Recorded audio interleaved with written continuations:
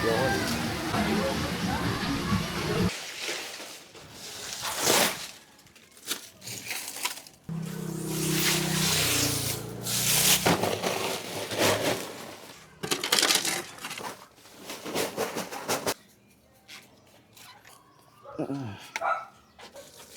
So, pagdating-datigin na lang muna natin sila. Ang wish ko lang sa inyo, dapat daw kinakausap yung mga halaman, di ba? So, sana po lumaki kayo ng maayos, masunurin sa magulang.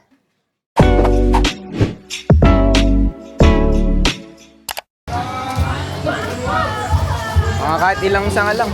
Tsaka ito. Kuha ka na maganda. Yun. Thank you, kuya. Yun. Yun. Yun. Hello mga ka-futures. Another day, another chore.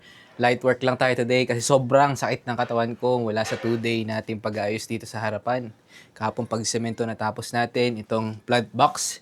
At ngayon, nakakuha tayo ng mga sanga or pananim ng mga nakita nating magandang halaman doon sa resort na napuntahan natin kanina. So, inassist tayo ng caretaker at naiuwi natin. So, yun yung gagawin natin. Unahin na natin itanim dito kasi sabi kailangan daw maitanim agad.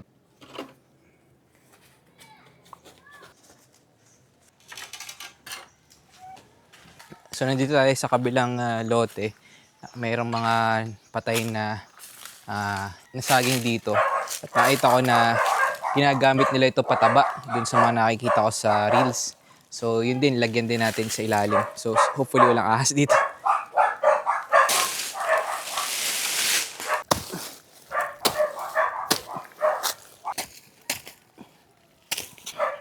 So, lagyan din natin.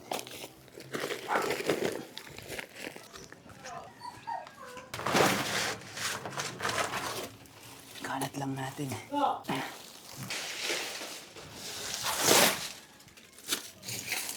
Lagyan din natin itong mga damo na natabas natin mula dito sa kabilang lote.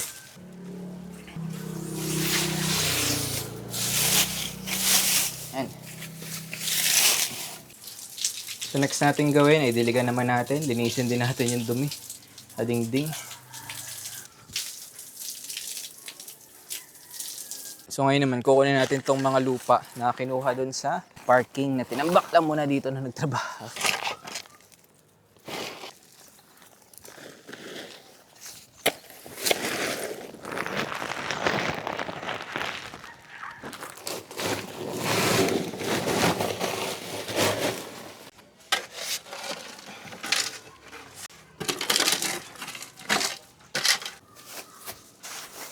Meron pa akong uling na natira, matagal na panahon na. So ilagay na rin natin, baka makatulong din. Kahit konti lang yan. So dito na yung uling, yung lupa, at iba pa nating nilagay dyan. So ngayon, wala na akong mailagay. Lagyan na natin ng toyo mansi. Lagyan natin ng nung plant soil. So ito yung isang sako ng plant soil na binili natin kahapon. So ready na daw itong panglagay sa pananim. Uy, ganda. Ang itim-itim. Lagyan natin.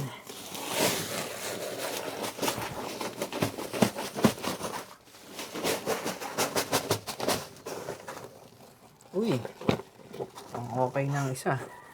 So i-layer lang natin. Kasi wala tayong masyadong lupa dito. Kaya baka masipsip lang siya. Kung mailalim lang siya, so lagyan pa natin ng isa. So another one.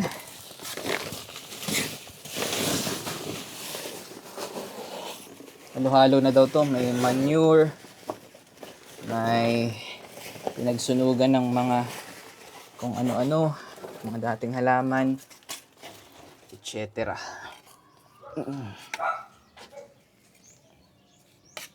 So ito yung mga halaman na nahingi natin doon sa resort kanina. Parang 3 klase to. So ito, Eugenia yata tawag dyan. Eugenia. Ito rin, Eugenia. Ito, hindi ko alam kung anong tawag. Parang yung dahon niya santan. Ito, iba rin to. Tapos ito. So, pagdatig-datigin na lang muna natin sila.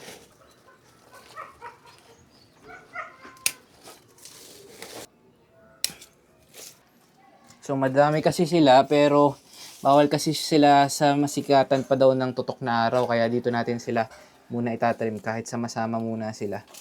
Para lang try nating mabuhay sila. So, 10 lang. Tingnan muna natin.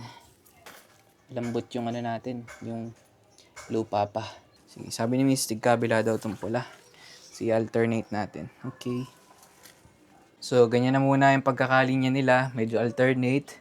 So, dito natin mapapatunayan kung green thumb tayo or sadyang green-minded lang. So, dyan natin mapapatunayan kung green thumb tayo. Ang wish ko lang sa inyo, dapat daw kinakausap yung mga halaman, di ba? So, sana po lumaki kayo ng maayos, masunurin sa magulang, at magaling mag-aral. Lumaki kayo ng maayos. So, huwag kayong malalanta. Mamaya lalagyan natin sila ng cover para hindi sila direct sunlight. Tatakpan muna natin sila. So, ganito lang din daw sila magparami. Sa sanga lang din. Pumuputol lang sila dun sa sanga. At lumalaki naman daw. Ang dami nga nilang mga halaman. Hoping tayo na ganun din ang magiging resulta. Sakto pa nun nakalabas si So, medyo sinipag pa tayo at para isang gayak ba. So, ayusin na rin natin tong bae dito. Ay, yung plant box natin dito. So, lagyan natin ng lupa at nung mga halaman na na-displace para meron na silang tirahan. Tara, samahan niyo ako mga ka-futures. First, ito yung mga loam soil na binili natin. So, pupunuin lang din natin sila ng lupang inalis dito sa bahay.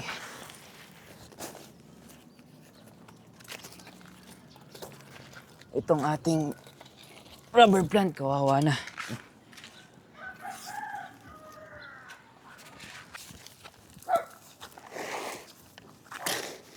Limutan natin, lalagay nga pa natin ito sa ilalim ng plant box natin. Pataba kasi ito eh. Ma'am, nakakabahala po kayo sa dadan. Hindi po ako nakaharap. Nilagyan din natin ng katawan ng saging.